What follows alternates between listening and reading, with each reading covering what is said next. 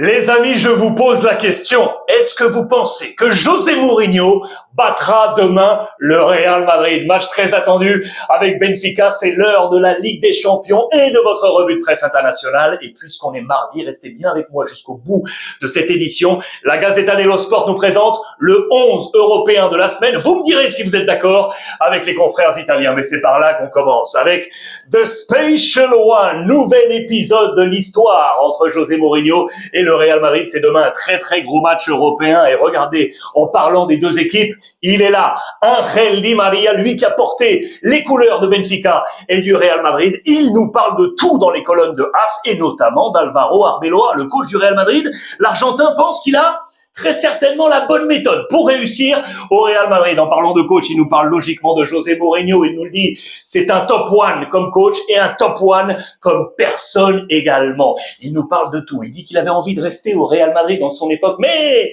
il a vu l'international colombien James arriver et il a décidé ensuite de partir. Il nous parle également de son successeur, si on peut le voir ainsi, son compatriote Mastantuono qui joue comme lui sur le couloir offensif droit aujourd'hui du Real Madrid. Beaucoup d'humilité pour l'ancien également du Paris Saint-Germain qui nous dit Mastantuono, il a plus de qualité que moi. Je vais vous présenter quelques clés du 11 de José Mourinho attendu pour affronter le Real Madrid. Et je vais vous parler de deux hommes, deux Cabral, un Cabral et deux Cabral. Le premier, c'est lui, le plus jeune d'entre eux. Regardez, c'est lui, Anicio Cabral, victoire de Benfica face à l'Estrella Amadora, 4-0. Il est entré et il a marqué. Il ne sera certainement pas titulaire avec José Mourinho face au Real Madrid, mais attention à lui. Il est champion du monde avec le Portugal, formé à Benfica, champion du monde en novembre dernier avec les U17, les amis. C'est les jeunes pépites qui sont là. Et regardez, il entre, il marque. Il est ainsi dans ce top 6 des joueurs de Benfica qui marquent lors de leur premier match.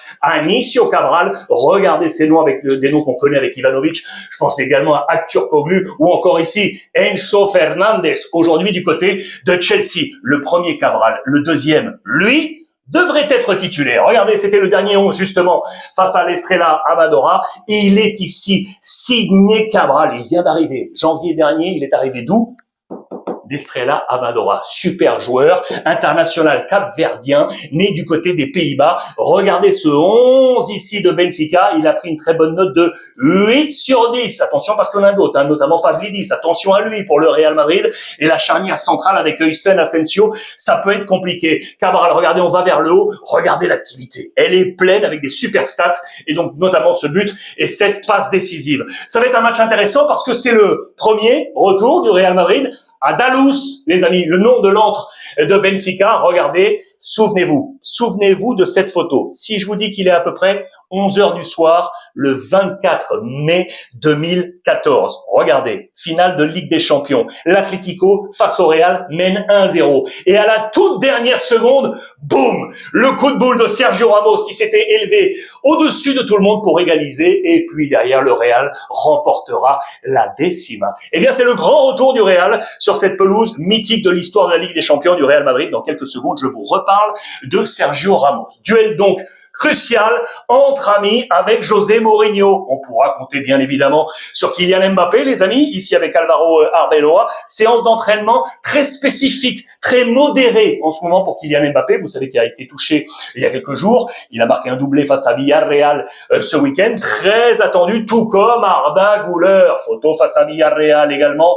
De retour comme titulaire. Intéressant, avec l'arrivée du nouveau coach, il a repris du galon, le jeune international turc, pour peut-être être à la fois le volant et le moteur à la Toni Kroos, peut-être, on va oser cette comparaison et être la boussole du Real Madrid. L'interrogation elle est ici pour l'un des capitaines du Real, Dani Carvajal, les amis. Il est de retour de blessure longue le 4 janvier dernier, mais depuis, eh bien, il est resté sur le banc des miettes de match. On s'interroge sur son futur. Va-t-il rester au Real Madrid? Et on s'interroge également sur sa participation à la prochaine Coupe du Monde avec l'Espagne. Affaire à suivre pour lui. Gros match en parlant de Mourinho, ancien coach de Manchester United. Je vous montre ça parce que j'adore. C'était la une du Times il y a quelques heures. Regardez, c'est l'homme des gros matchs face au boss. Michael Carrick, vous le savez, qui a pris les rênes dans une situation absolument dantesque du côté de United et qui est en train de réussir un pari complètement fou. On nous montre quoi? On nous rappelle qu'il avait déjà été sur le banc de United en remplacement de Solskjaer en 2021. Il avait alors tapé Unai Emery, qui était du côté de Villarreal en novembre. Il avait alors tapé Thomas Tuchel, qui était du côté de Chelsea. Deuxième étape, il vient de battre Pep Guardiola dans le grand derby de Manchester et il vient de battre le leader de la Première Ligue, Mikel Arteta, face à Arsenal, 3-2 à l'extérieur. Les gros coachs sont tombés face à Michael Carrick. C'est intéressant pour la suite de Manchester United. Je vous rappelle que c'est un joueur emblématique de United. Il était arrivé avec ce numéro 16, avec Sir Alex Ferguson. C'était en 2006, en provenance de Tottenham. En parlant Ligue des Champions, est-ce que le Barça va trouver le top 8, les amis, avec notamment le Power Lamine, bien évidemment, Lamine Yamal, la une du Mundo Deportivo. On va jouer face à Copenhague demain pour le Barça et on compte sur lui. C'est très intéressant parce qu'on nous disait que il était dans une pseudo-crise. Eh bien, niente, bien évidemment. Il a marqué la face à Oviedo pour la victoire 3-0. 11 buts déjà, toutes compétitions confondues cette saison pour lui. 12 passes décisives, double-double pour Lamine Yamal. Ce ne sont pas des chiffres qui viendraient souligner une éventuelle crise. On comptera sur lui, bien évidemment, pour aller chercher le top 8 et on comptera, eh oui, Fermine, les amis, ça y est, enfin, prolongation de contrat jusqu'en 2031. On a trouvé l'accord, il veut rester à vie au FC Barcelone. Je vous rappelle, les amis, qu'à la fin du mois d'août dernier, souvenez-vous des unes du Mundo Deportivo, pour 70 millions d'euros, Chelsea était tout prêt de prendre le talent du Catalan au FC Barcelone. Flick s'est accroché, il voulait le garder. Il a bien fait, très sincèrement, de garder Fermin au Barça. Lui est parti, c'est drôle, ça y est, regardez photos avec Luis Enrique, Paris Saint-Germain, vous le savez, et l'accord a été conclu, les bons rapports entre Paris et le FC Barcelone pour 8 millions d'euros, contrat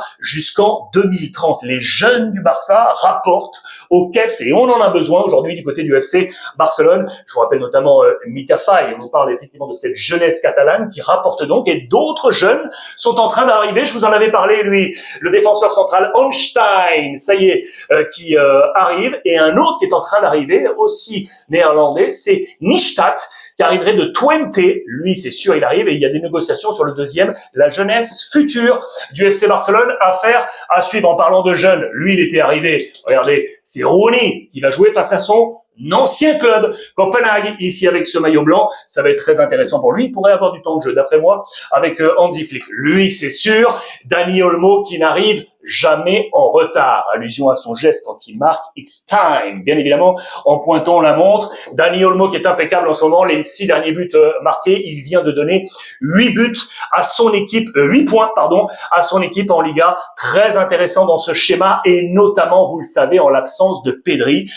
Pour autant, même avec Dani Olmo, pour autant, on estime que Hansi Flick n'a pas encore trouvé la meilleure solution pour pallier l'absence de Pedri. Il manque tellement dans l'influence du jeu du FC Barcelone. Affaire à suivre. Rentrer dans le top 8, c'est l'objectif des Italiens, les amis. Regardez la Gazzetta dello Sport. Regardez le classement. Le top 8, il est ici. Regardez, c'est Chelsea qui est sur la ligne de flottaison et donc Barcelone juste derrière. En jaune, les clubs italiens. Napoli, pour l'instant, les amis, est éliminé. Atalanta, Inter, la Juve également. Regardez les clubs italiens, le programme. La Juve est à Monaco. L'Inter est au Borussia Dortmund. L'Atalanta à l'Union Saint-Gilloise et le Napoli reçoit Chelsea. Énormissime. En parlant de l'Inter en veut plus. Bien évidemment, chez vous, le coach, qui est en train de cartonner et en menant la danse avec l'AC Milan d'Adrien Rabiot qui ne veut pas lâcher. On va suivre attentivement parce que vous savez que l'Inter devrait faire revenir Perisic. Et en attendant ce match, je voulais vous montrer également l'actualité de la Juve parce que ça c'est ultra intéressant avec Spalletti et Yildiz, les deux des hommes forts de la Juve aujourd'hui. On parle de prolongation de contrat, opération blindage total avec Spalletti et surtout Yildiz qui est aujourd'hui à 1,7 million à l'année avec les bonus. Il passerait à 6 millions d'euros l'année. Opération, vous l'aurez compris, blindage pour la Juventus de Turin. Un Maldini, tiens, le fils. Regardez, lui qui était aujourd'hui du côté de l'Atalanta Bergame, Daniele Maldini, fonce à la Lazio, les amis, pour Sarri.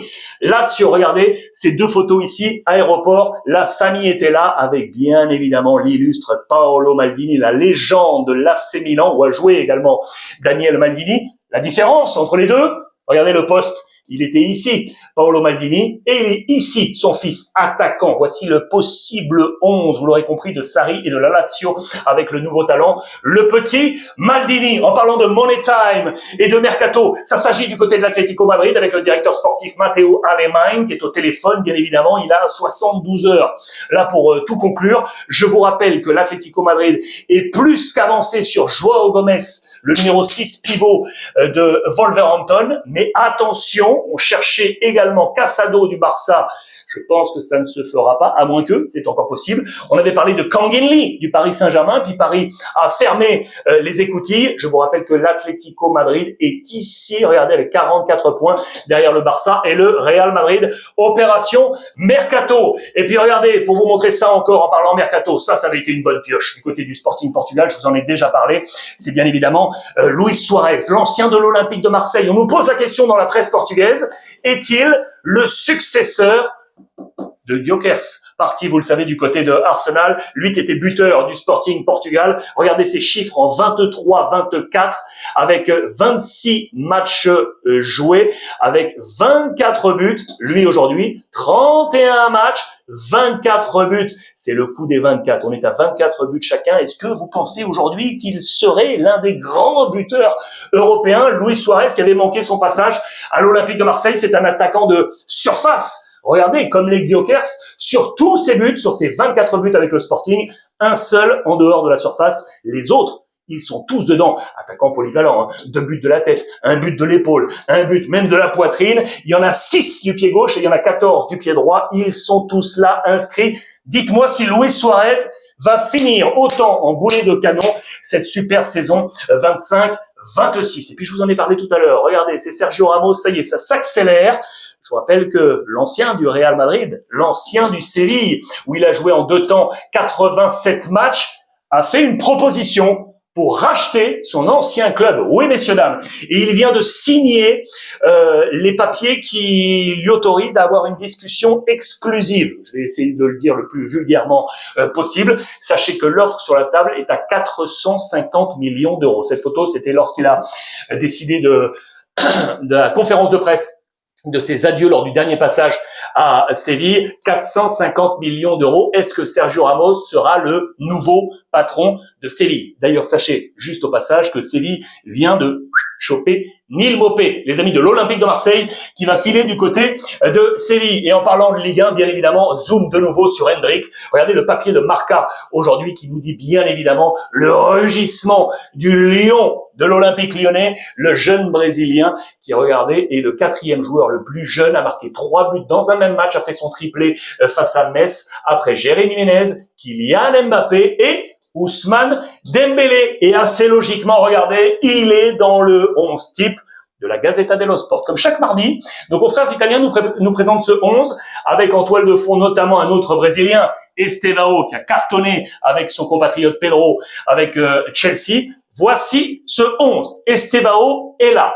Hendrick est là. Real Madrid avec Kylian Mbappé. Milieu de terrain. Dani Olmo, It's Time. Thuram de la Juve. Dorgu, but magnifique de l'extérieur de la surface avec Manchester United face à Arsenal. Baku de Leipzig. Torres d'Aston Villa, Di Marco qui s'est relancé avec l'Inter, Comert de Valence après 2 victoires consécutives de Valence inédites, et puis le français Mike Maignan dans les buts de Milan vers la prolongation de contrat. Dites-moi quelle allure a ce 11 de la Gazzetta dello Sport et est-ce que vous êtes d'accord avec tout ça? Ligue des Champions demain, dites-moi ce que vous pensez du plan de José Mourinho. Est-ce que The Special One va s'imposer face au Real Madrid? Je vous attends en lecture et en commentaire. En attendant, passez une bonne journée les amis et profitez des beaux.